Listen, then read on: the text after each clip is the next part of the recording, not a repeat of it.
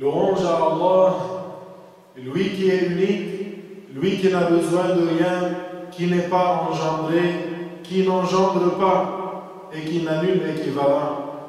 Je loue Allah tabaraka wa ta'ala et je l'implore de me guider sur le chemin de droiture. Je recherche son pardon et je me répands à lui. Je recherche la préservation de Allah contre le mal de mon âme et de mes mauvais actes. Le bien guidé est celui que Allah guide, et nul ne peut guider celui qui l'égare. Que l'honneur et l'élévation en degrés les plus complets et les plus parfaits soient accordés à notre maître Muhammad sallallahu alayhi wa sallam, le maître des fils de Adam, celui que Allah a envoyé en tant que miséricorde pour les mondes, en tant que guide et annonciateur de bonnes nouvelles et avertisseur d'un châtiment. Le prophète qui est comme une lumière éclatante et une lune éclairante a appelé à la religion agréée par Allah. Allah a guidé par lui la communauté. Il a dévoilé par lui les obscurités. Le prophète a transmis le message. Il s'est acquitté de ce qui lui a été confié. Il a conseillé la communauté que Allah le rétribue pour nous du meilleur de ce dont il a rétribué chacun de ses prophètes. Je témoigne qu'il n'est de Dieu que Allah. Lui seul n'a pas d'associé. Il a envoyé son messager avec l'enseignement de droiture et la religion de la vérité. Je témoigne que notre maître Muhammad sallallahu alayhi wa sallam est son esclave et son messager. Que Allah l'honore ainsi que tous les messagers qu'il a envoyés. Esclaves d'Allah, je vous recommande de faire preuve de piété à l'égard d'Allah al-Ali al-Azim, le Tout-Puissant, celui qui dit dans son livre absolument exempt de défauts et d'erreurs, Inna ad-din 'inda Allah l'Islam. La religion que Allah a créée, c'est l'Islam. Et voici pour vous brièvement et simplement la croyance fondamentale des musulmans, utile autant aux débutants, à ceux qui veulent réviser, aux étudiants, comme à ceux qui font des recherches par le fait qu'ils s'intéressent à l'islam. Tout d'abord, sachez que l'essentiel dans l'islam, avant toute pratique, c'est la croyance en Allah et en ses messagers. Cela passe avant les prières, le jeûne, le port du voile et autres obligations. Le premier des devoirs est de connaître Allah Ta'ala, de connaître son messager Muhammad sallallahu alayhi wa sallam et de croire fermement en cela. C'est-à-dire de croire que Allah existe et qu'il n'a pas de ressemblance avec les choses qui existent. Dieu est le créateur de toutes choses. Il n'a pas de ressemblance avec ses créatures. Dieu existe sans comment, sans endroit et sans direction. Le comment, c'est tout ce qui fait partie des attributs des créatures, comme la position assise, l'établissement, l'installation, la proximité et ce qui est de même ordre. Allah Ta'ala est exempt du comment. Allah est le créateur des corps, il n'est pas un corps. Dieu est le créateur des hommes, il n'est pas un homme. Dieu est le créateur des anges, il n'est pas un ange. Dieu est le créateur de la lumière et de l'obscurité, il n'est pas une lumière ni une obscurité. Dieu est le créateur des âmes, il n'a pas une âme. Dieu est le créateur du temps, il est indépendant du temps, il ne change pas. Dieu est le créateur de tous les endroits. Dieu est le créateur des cieux et de la terre. Dieu n'a pas besoin de ses créatures. Dieu existe sans endroit, subhanahu wa ta'ala.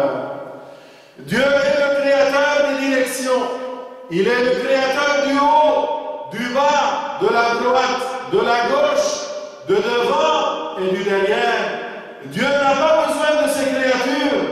Dieu existe sans direction et sans endroit. On ne demande pas où est Une fois, le prophète sallallahu alayhi wa sallam a interrogé une femme esclave, une jariya, sur la glorification qu'elle accorde dans son cœur à Allah Ta'ala. Les sectes égarés, comme les Wahhabiyya, ont donné une mauvaise interprétation de ce hadith. Ils ont dit que le prophète a interrogé cette femme sur l'endroit, et ceci est impossible concernant Allah Ta'ala. Il n'est pas permis de croire que le messager a interrogé cette femme au sujet de l'endroit. Il n'est pas permis non plus de croire que cette femme esclave a voulu dire que Dieu habite le ciel. Le très savant An-Nawawi a dit dans son commentaire du hadith, la parole Ayn Allah est une interrogation au sujet du degré Al-Makana et non au sujet de l'endroit Al-Makan. Elle signifie quelle glorification accordes-tu dans ton cœur à Allah? Et lorsqu'elle a répondu Fis sama, cela veut dire que Allah est plus puissant et c'est plus que tout autre. Donc, il n'est pas permis de croire que le messager a interrogé cette femme esclave au sujet de l'endroit. Il n'est pas permis non plus de croire que cette femme esclave a voulu dire que Dieu habite le ciel. Alors, la parole du prophète sallallahu alayhi wa sallam, Ayn Allah, était une interrogation au sujet du degré et non au sujet de l'endroit. Et quand la femme esclave a dit Fis sama, cela voulait dire Allah tabaraka wa ta'ala est le plus haut par le degré et le grade. Allah Ta'ala dit dans le Coran, dans Surat Al-Shura, ayah numéro 11, ce qui signifie rien n'est tel que lui. Cette ayah est la plus explicite des ayahs du livre d'Allah au sujet de la totale exemption de Allah de toute ressemblance avec les créatures. Le sens de ce verset est extrêmement large. On en tire que Allah est exempt d'avoir une taille, d'être localisé dans une des directions ou dans toutes les directions. Dieu est exempt des attributs des corps, tels que le mouvement, l'immobilité, le changement, l'évolution d'un état à un autre, ou ce qui est de tel ordre. Ainsi, Allah est exempt d'être au-dessus du trône ou en dessous, ou bien à droite ou à gauche. Le trône est un lit pourvu de piliers, il est la plus immense des créatures de par la taille. Il constitue le toit du paradis. Le paradis est au-dessus des 7 cieux. Les 7 cieux par rapport au trône sont plus petits qu'un anneau dans une terre déserte. Et cela montre l'immensité de l'étendue du trône qui est porté actuellement par 4 anges gigantesques dans la distance entre le lobe de l'oreille et l'épaule de chacun nécessiterait à un oiseau rapide 700 ans de vol. Et au jour du jugement dernier, le trône sera porté par 8 anges. Le trône est entouré d'anges et il n'est pas un endroit pour Allah, car Allah n'est pas un corps et n'a pas besoin de l'endroit. L'imam Ali, que Allah l'agrée, a dit, certes, Allah a créé le trône Al-Arsh comme manifestation de sa puissance et il ne se l'est pas pris comme endroit pour lui-même. Allah n'a pas de ressemblance avec les créatures, de quelque manière que ce soit. Allah est exempt de la forme, de l'image, de l'endroit, des directions, des membres, de la taille et du volume. Quoi que tu imagines en ton esprit, Dieu en est différent. Dieu, rien n'est tel que lui, subhanahu wa ta'ala. Le prophète Mohammed alayhi salatu wa salam a dit ce qui signifie la foi est que tu crois en Allah, en ses anges, en ses livres, en ses messagers et en le jour dernier et que tu crois à la destinée, qu'elle soit du bien ou du mal. Il est donc obligatoire de croire en tous les prophètes d'Allah, depuis Adam, le premier prophète, jusqu'à Muhammad, qui est le sceau des messagers, c'est-à-dire le dernier d'entre eux. Sachez aussi que tous les prophètes sont musulmans Adam, Sulaiman, Nuh, Noé, Ibrahim, Abraham, Moussa, Moïse, Isa, Jésus et Mohammed sont musulmans. Ils ont tous appelé les gens à entrer dans la religion de l'islam. Ils ont tous dit cette même parole à leur communauté: n'adorez qu'Allah l'unique et ne lui associez rien. Allah a envoyé les prophètes pour qu'ils transmettent aux gens ce qui est de leur intérêt pour leur religion et pour leur vie d'ici-bas. Pour cela, Dieu les a dotés d'attributs louables et de bons caractères dans la véracité, l'honnêteté, l'extrême intelligence, le courage et la chasteté. Du fait que les prophètes sont des modèles pour les gens, Allah les a préservés des attributs blâmables, de sorte que leur sont impossibles le mensonge, la vulgarité, la légèreté morale et l'idiotie. De même, ils sont préservés de la mécréance, des grands péchés et des petits péchés comportant une bassesse, aussi bien avant l'avènement de leur mission de prophète qu'après. Cependant, il est possible que l'un d'eux commette un petit péché ne comportant aucune bassesse ou indécence, mais ils sont immédiatement avertis afin qu'ils s'en répandent, avant que d'autres ne prennent exemple sur eux. Allah Ta'ala dit dans le Coran ce qui signifie: celui qui prend autre que l'islam pour religion, elle ne sera pas acceptée de sa part, et il fera partie des perdants au jour du jugement. Allah Ta'ala dit ce qui signifie: certes, la religion que Allah a créée, c'est l'islam. Que l'on sache que le minimum de l'islam, c'est de témoigner qu'il n'est de Dieu que Dieu et que Muhammad est le messager de Dieu. Et que le minimum de la foi, c'est de croire par son cœur au sens de ces deux témoignages.